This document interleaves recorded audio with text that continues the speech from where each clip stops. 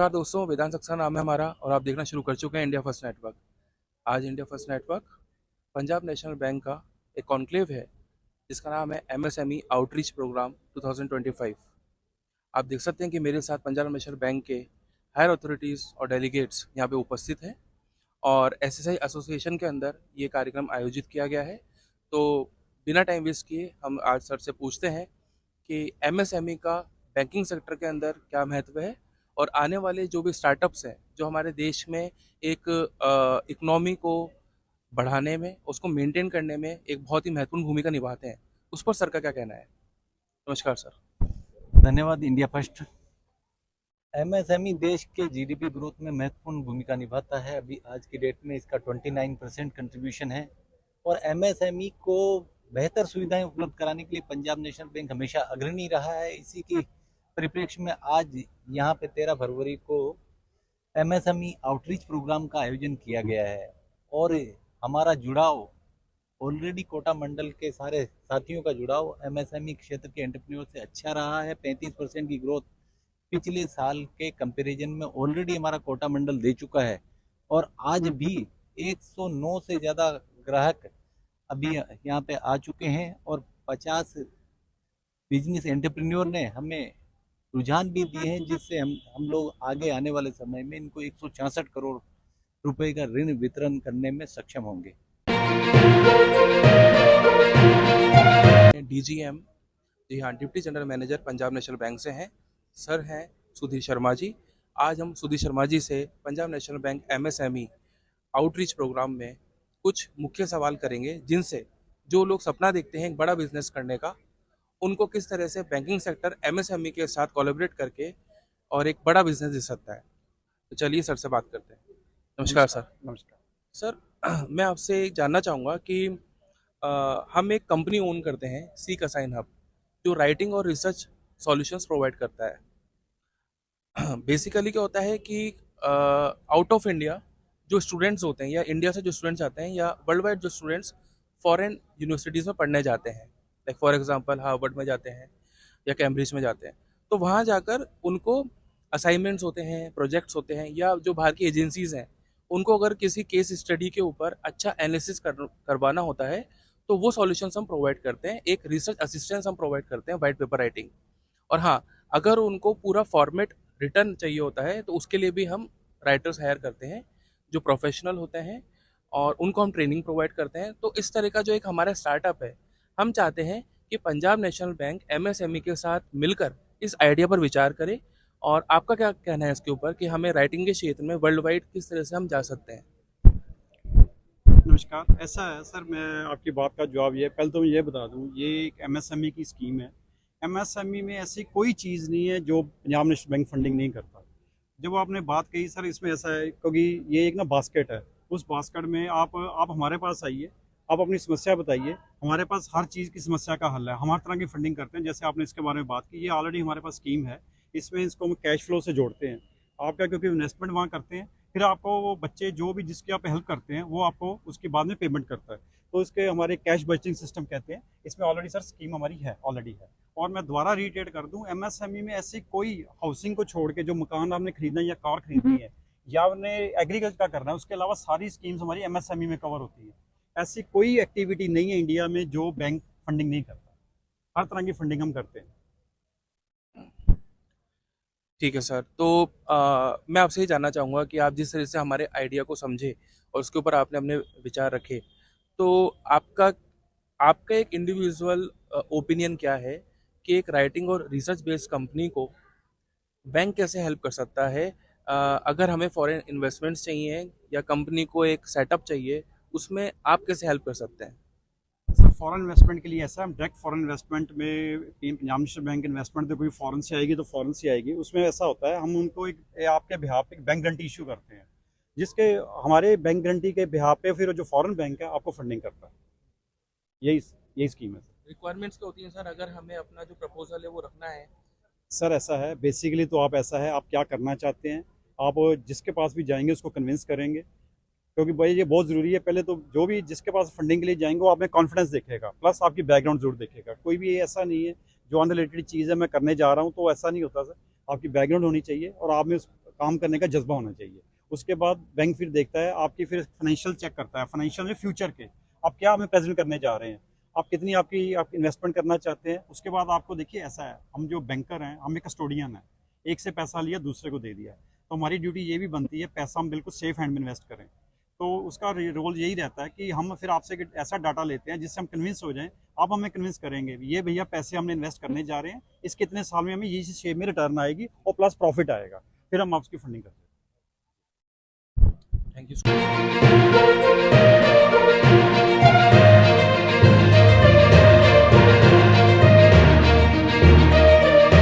जैसे कि देख सकते हैं कि अब हमारी गेस्ट सीट पर हैं अमित मुदगल जी, ये असिस्टेंट जनरल मैनेजर हैं पंजाब नेशनल बैंक में।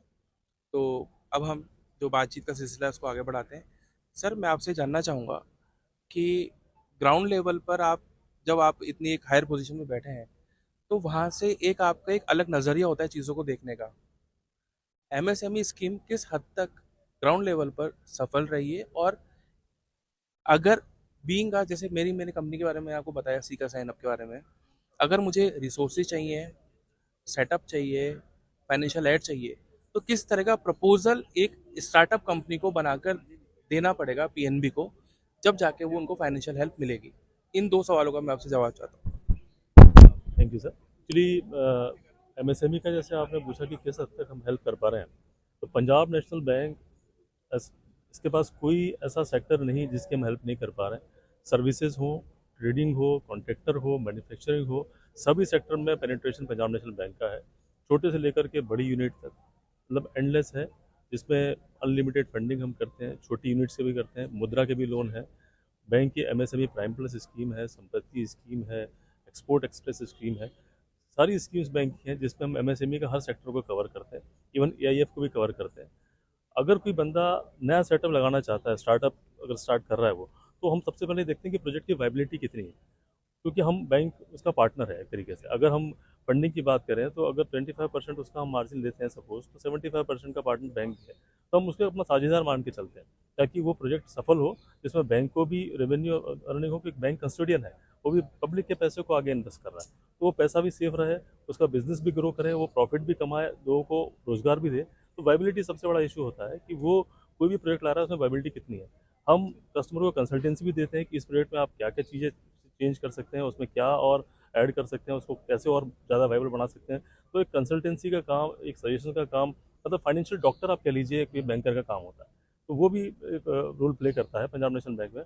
यहाँ हमारा जो सेटअप है, मैं एमसीसी में हूँ, यहाँ एमसीसी में हेड हूँ।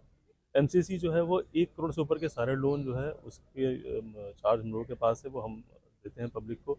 10 लाख से 1 करोड़ तक के लिए पीएलपी का सेटअप किया गया है। स्पेशलाइज सेंटर है जहां आपको स्पेशलाइज जो है वो कंसल्टेशन मिलता है, आपको गाइडेंस मिलता है, और हम कोशिश करते हैं जिस तरह से आउटरीच प्रोग्राम किया है, कस्टमर से हम मिलके उसकी प्रॉब्लम्स को जान के उसके सॉल्यूशन के साथ आए और उसको वैसा प्रोडक्ट ऑफर करें।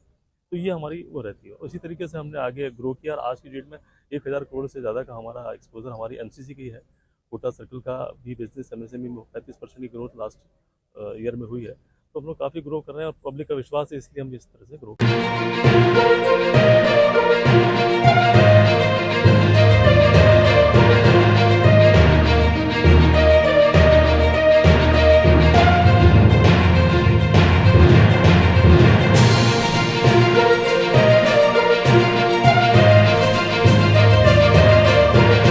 तो साथियों, जैसे कि आप देख सकते हैं कि आज मैं बहुत ही बड़े बड़े लोगों के साथ बैठा हूँ।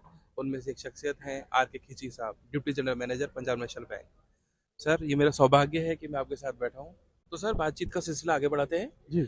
और चूंकि नौजवानों की बात हो रही है, और एक मैं ये समझता हूँ कोई भी स्कीम हो, चाहे वो प्राइवेट सेक्टर की हो, जॉइंट की हो, या पब्लिक सेक्टर की स्कीम हो, वहाँ पर एक्सपीरियंस और फ्रेशर का कॉम्बिनेशन बहुत ज़रूरी है। बिल्कुल। अभी मेरे साथ एजीएम साहब बैठे थे और यंग थे। जी। आप हैं जो एक्सपीरियंस्ड हैं काफ़ी, जी। और मैं आपसे जानना चाहूँगा कि आज जो एक एमएसएमई आउटरीच प्रोग्राम यहाँ कंडक्ट हो रहा है, जी। जी। आमतौर पर सर्किल हेड जो ब्रांच होती है वो इसको सफलतापूर्वक आयोजित कर लेती है, जी। जी। लेकिन ऐसा क्या कारण रहा, या ऐसा क्या माइंडसेट रहा कि आप खुद यहाँ पर आज आए हैं और आपके मार्गदर्शन के अंदर यहाँ पर बढ़ चढ़कर लोग हिस्सा ले रहे हैं? इसका पर्पस बताइए। जी। Thank you. पहले तो आप लोगों ने यहाँ पे आके इस जो हमारा आउटरीच प्रोग्राम था इसमें पार्टिसिपेट किया। तो आपने वैलिड क्वेश्चन पूछा, क्योंकि जो मेरे लीडर हैं यहाँ पे सर्कल हेड, वो पूरी 59-69 ब्रांचेस को कवर कर रहे हैं। नो डाउट वो बड़े अच्छे तरीके से काम कर रहे हैं और ये आज का आउटरीच प्रोग्राम भी वो कर सकते थे। लेकिन हमारे जो एमडी एंड सीईओ नए जो आए हैं, उनका एक इनिशिएटिव है कि हमें कस्टमर के पास जाके जुड़ना है, और कुछ जो हमारी एमएसएमई की ऑलरेडी पॉलिसीज़ हैं उसमें मैं फीडबैक लूँ यहाँ से, कस्टमर के साथ डायरेक्ट बात करके। मैंने पूरा दिन बात भी किया लोगों से, वहाँ कुछ अगर कुछ मॉडिफिकेशन की रिक्वायरमेंट है तो मैं उसका फीडबैक मैं एचओ कॉर्पोरेट लेवल पे दूँ। वहाँ अगर जो भी विद इन गाइडलाइन मेरे जो रेगुलेटर है उनको एग्री करते हुए अगर कुछ मैं मॉडिफाई कर सकूँ, वो पर्पज़ में नहीं आ रहा। ऐसा नहीं है कि ये टीम काम नहीं करी, टीम बहुत बढ़िया तरीके से काम कर रही है। मैं यहाँ पूरा जो रश है कस्टमर्स का जो जुड़ने वाला देख के बड़ी प्रसन्नता हो रही है ये एमएसएमई के लिए, क्योंकि एमएसएमई ही एक ऐसी चीज़ है, पूरे वर्ल्ड में अगर कोई कंट्री अगर ग्रो कर रही है तो ओनली ड्यू टू एमएसएमई है। मुझे भी अगर मुझे ग्रो करना है यहाँ पे, बैंक को भी, मेरे कस्टमर को भी, मेरे इकोनॉमी को भी, तो एमएसएमई पे फोकस करना ही पड़ेगा। तो इसीलिए हमें डेपुटेशन पे ऑल ओवर इंडिया में, पहले हमारा रिटेल का था, अभी हम लोग इस एमएसएमई आउटरीच में पूरे ऑल ओवर इंडिया पे जो हमने कस्टमर के साथ जो जुड़े हैं वो तो जुड़ ही रहे हैं, उनको हम अभी आज रिक्वेस्ट करें कि आप मेरे ब्रांड एम्बेसडर हैं बाकी लोगों को भी जुड़ाने के लिए। तो सभी आज हमने सैंक्शन लेटर भी दिए हैं लोगों को, उनकी स्कीम्स भी सुनी है, कुछ मॉडिफिकेशन के रिक्वेस्ट भी आए हैं। हम आगे फीडबैक के रूप में एचओ में, टॉप मैनेजमेंट में कन्वे करेंगे। जो भी विद इन गाइडलाइन होगा तो उसको हम ठीक करने की, मॉडिफाई करने की कोशिश करेंगे, जिससे ज़्यादा से ज़्यादा कस्टमर्स को फ़ायदा भी हो और ये बैंक को भी फ़ायदा हो। विन विन सिचुएशन है बोथ दी आइटम्स। सर, हमेशा की तरह पंजाब नेशनल बैंक जो फाइनेंशियल कॉन्क्लेव्स होते हैं इनको आयोजित कर रहा है, और आज डे बाय डे हम ये देख रहे हैं कि बैंकिंग सेक्टर के अंदर पंजाब नेशनल बैंक का दूर दूर तक कोई कॉम्पिटिटर नहीं है इस फील्ड में, कि जब आप डिजिटल मार्केटिंग कर रहे हैं डिजिटल ऐप्स की। आज विशेष तौर पे एमएसएमई का कार्यक्रम यहाँ पे आयोजित है। आपके पास जितने भी आज स्पॉन्सर्स आए हैं, स्टार्टअप्स आए हैं, उनको आप क्या कहना चाहेंगे, और कौन कौन लोग यहाँ पर आए हैं, कौन से ग्रुप्स यहाँ पर आए हैं, उसके बारे में थोड़ा हमारे ऑडियंस को बताइए। और पीएनबी की साइड से उनको किस तरह की फाइनेंशियल एड मिलने वाली है, किस तरह की क्वेरीज यहाँ जनरेट हो रही हैं।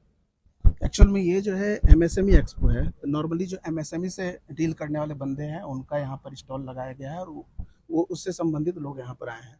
हम लोगों ने पहले रिटेल का भी लगाया था, रिटेल से संबंधित जो भी था बंदा वो वहाँ पर आया था। तो यहाँ पर एमएसएमई के आप देखेंगे स्टॉल भी लगे हुए हैं, कुछ बिल्डर के भी स्टॉल लगे हुए हैं।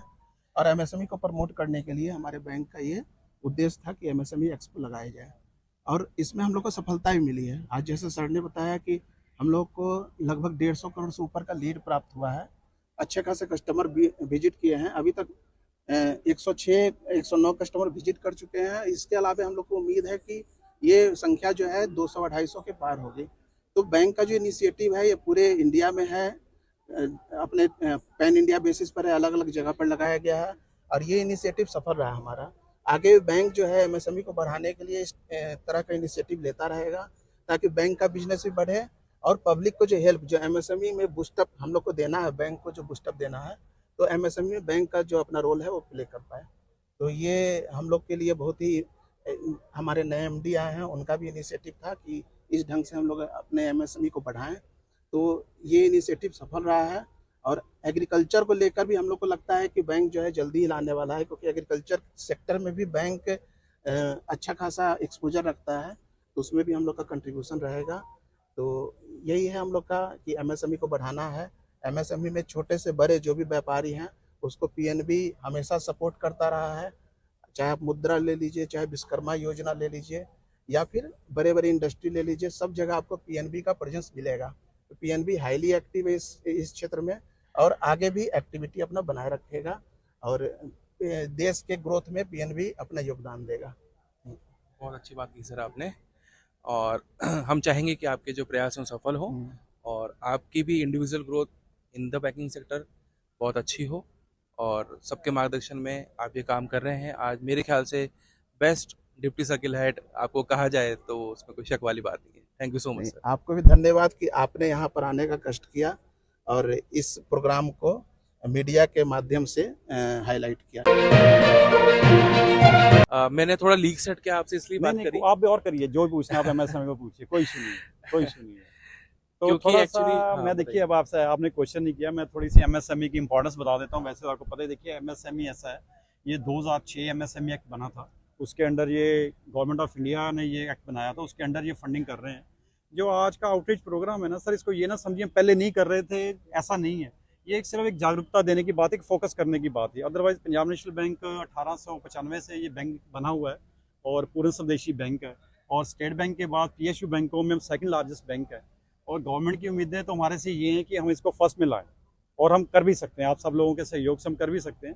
बाकी MSME में देखिए सर, हमारी जो GDP है उसका 8% कंट्रीब्यूशन MSME की है। भारतवर्ष में लगभग 63 लाख यूनिट्स MSME के हैं। अब आप समझे MSME की महानता समझिए। जो लोग हम नौकरी के लिए दौड़ रहे हैं, MSME का पर्पज़ ये आप नौकरी दें, नौकरी की तरफ दौड़े ना, उससे क्या होगा, एम्प्लॉयमेंट जनरेशन और बढ़ेगी। MSME का ध्येय यही है। बाकी जो टोटल प्रोडक्शन है इंडिया की, उसका 40% जो है, 45% जो है वो कंट्रीब्यूशन आती है MSME यूनिट से।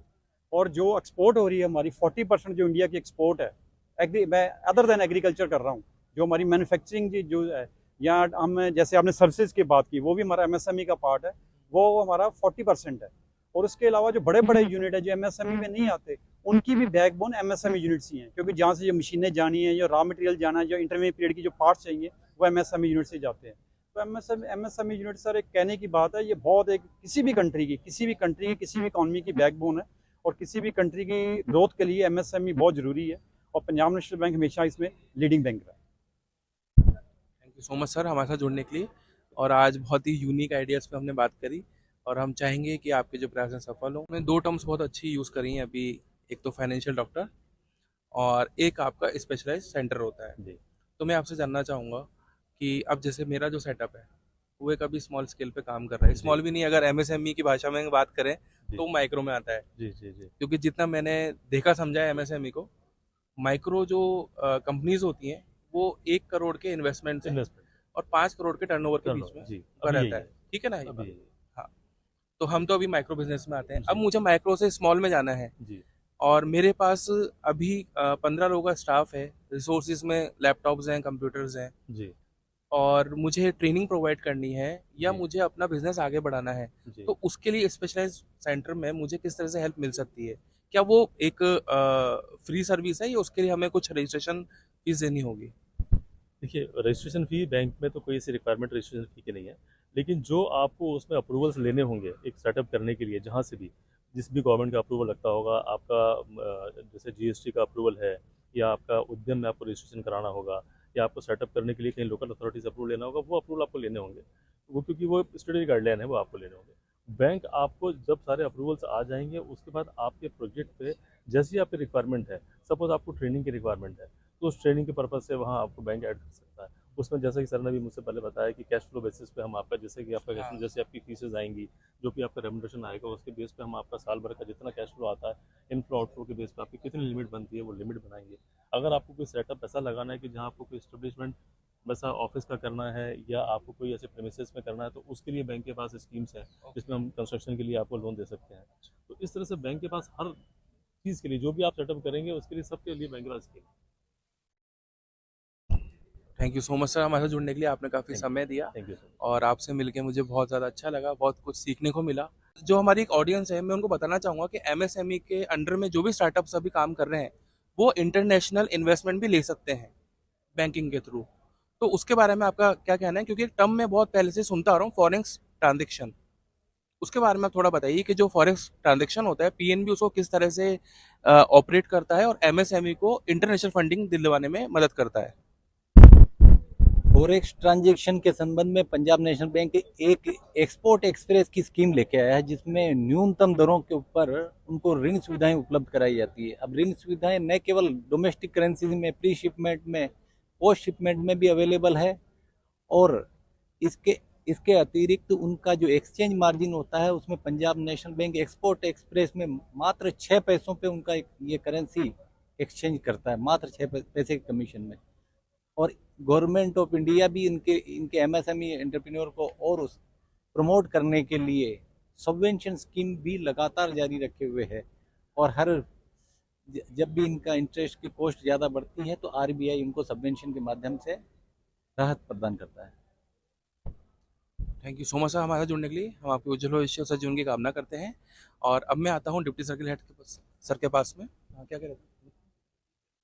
अच्छा, एक एक बैठ कर लेते हैं।